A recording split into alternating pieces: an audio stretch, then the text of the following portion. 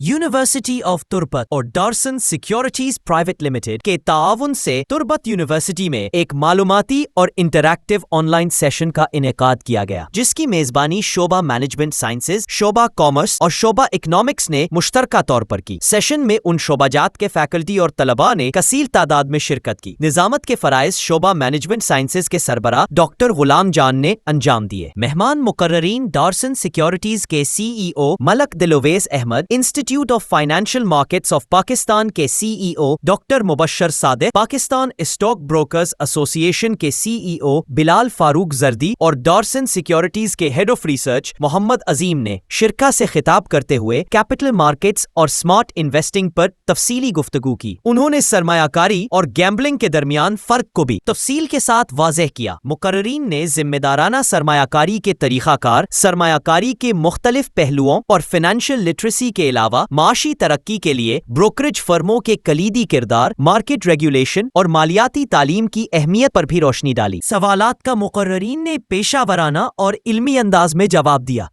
इस मौके पर faculty of business and economics ए डीन डॉक्टर अदील अहमद ने सेशन के इनाकाद को सराहते हुए faculty of business and economics के तमाम शोबाजात के सरबराहान को तरगीब दी कि वो यूनिवर्सिटी और इंडस्ट्रीज के दरमियान रौबत को मजीद मजबूत करने के लिए आइंदा भी इस नौयत के सेशंस मुनक्कद किया करें, ताकि तलबा कौमी और बैनुल अक़वामी मालियाती निज़ाम को अमली तौर पर समझ सके।